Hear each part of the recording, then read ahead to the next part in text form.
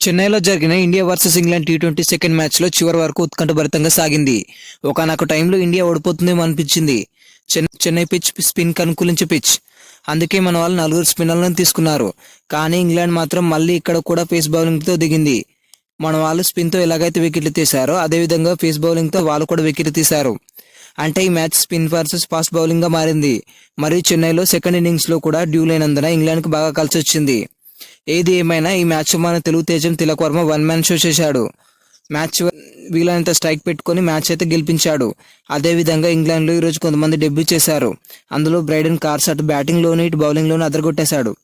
ఇక match highlights చూసుకున్నట్లయితే toss గెలిచిన ఇండియా మళ్ళీ బౌలింగ్ చేయడాన్ని ఎంచుకుంది. మన లేటెస్ట్ స్వింగ్ కింగ్ అయిన హర్షదీప్ సింగ్ దెబ్బకి ఓపెనర్ అయిన పిల్సాట్ మళ్ళీ అవుట్ అయ్యాడు. రెండో మ్యాచ్లో కూడా హర్షదీప్ ముందు నిలబడలేకపోయాడు. పిల్సాట్ని అవుట్ చేయడం అంటే ఇది చాలా మంచి శకునంగా చెప్పొచ్చు. ఇక మన వాళ్ళు లేట్ చేయకుండా కొత్తగా తెచ్చుకున్న స్పిన్నర్ వాషింగ్టన్ సుందర్ని బెండాకెట్ పై ప్రయోగించారు.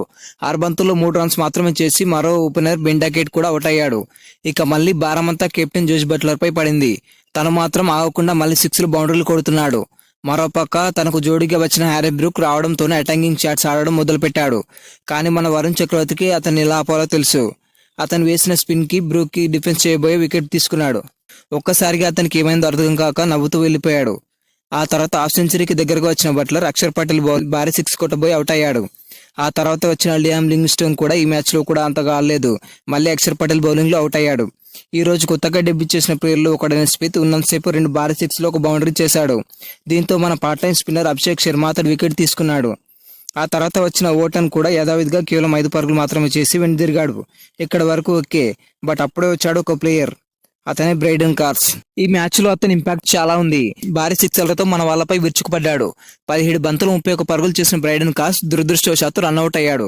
లేదంటే ఇతను మ్యాచ్ విన్నర్ గా నిలిచేవాడు. ఇతనికి సంబంధించి ఒక గుడ్ న్యూస్ కూడా ఉంది. మన SRH టీం మన జరిగిన మెగావలయంలో ఇతన్ని కొనుక్కుంది. ఇక చూస్తే ఇతను సూపర్ ఫామ్ లో ఉన్నాడు. SRH కి ఇతను మంచి ఫినిషర్ గా కూడా మారే అవకాశం ఉంది.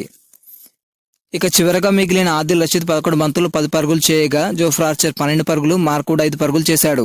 దీంతో మొదటి ఇన్నింగ్స్ ముగిసేసరికి ఇంగ్లాండ్ 9 వికెట్లు కోల్పోయి 165 పరుగులు చేసింది. ఈ ఇన్నింగ్లో అక్షర్ పటేల్ 2 వికెట్లు, వరుణ్ చక్రవర్తి 2 వికెట్లు, హర్షదీప్ సింగ్, హార్దిక్ పాండ్యా, సుందర్ ఇంకా అభిషేక్ శర్మలు తలా 1 వికెట్ తీసుకున్నారు. రెండవ ఇన్నింగ్లో 166 రన్స్ చేయడానికి దిగిన భారత్కు మొదట్లోనే ఎదురుదెబ్బ తగిలింది. మార్క్వుడ్ వేసిన రెండవ ఓవర్లో మన డాషింగ్ ఓపెనర్ అయిన అభిషేక్ శర్మ 6 బంతుల్లో 12 పరుగులు మాత్రమే చేసి అవుట్ అయ్యాడు. ఆ తర్వాత ఓవర్లోనే 7 బంతులు 5 పరుగులు చేసిన సంజు శాంసన్ కూడా జోఫ్రా ఆర్చర్ బౌలింగ్లో అవుట్ అయ్యాడు. 19 పరుగులకే 2 వికెట్లు పడ్డాయి. ఆ తర్వాత వచ్చిన తిలక్ వర్మ, సూర్యకుమార్ యాదవ్లు వికెట్లు పడుతున్నా లెక్క చేయలేదు. ముఖ్యంగా తిలక్ వర్మ ఆచితూచి ఆడుతూ వీలైనంత 6లో బౌండరీలు స్కోర్ చేశాడు. మన సూర్యబాయ్ మాత్రం కొంచెం కేర్లెస్గా ఆడుతూ బ్రైడెన్ కార్స్ వేసిన మొదటి ఓవర్లో వికెట్ కోల్పోయాడు. ఆ తర్వాత వచ్చిన ధ్రువ్ జురెల్ అసలు ఎందుకు ఆడాడో అర్థం కాలేదు. అతనికి బదులు రింకు సింగ్ లేదా నితీష్ రెడ్డి ఉన్నా బాగుండేది. అతను కూడా మళ్ళీ కార్స్ బౌలింగ్లో అవుట్ అయ్యాడు. ఆ తర్వాత వచ్చిన మన పాండ్యా కూడా 7 పరుగులు మాత్రమే చేసి ఓటన్ బౌలింగ్లో అవుట్ అయ్యాడు. ఒక పక్క వికెట్లు పడుతున్న మ్యాచ్ భారం అంతా తనపై వేసుకున్న తిలక్ వర్మ ఎక్సలెంట్గా ఆడుతున్నాడు. అతను హాఫ్ సెంచరీ చేసినా కూడా టీం కష్టాల్లో ఉందని అస్సలు సెలబ్రేట్ చేసుకోలేదు. ఆ తర్వాత వచ్చిన వాషింగ్టన్ సుందర్ మొదట్లో ఆదిల్ రషీద్కి ఒక క్యాచ్ ఇవ్వగా అతను మిస్ చేయడంతో సుందర్ ఆ ఓవర్లో ఏకంగా ఒక 2 బౌండరీలు స్కోర్ చేశాడు.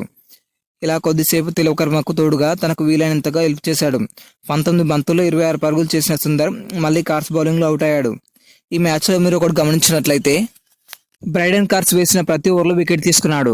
SRHలో ఇతనికి ప్లేయింగ్ 11లో ఛాన్స్ వస్తే అంతే సంగతులు ఇంకా.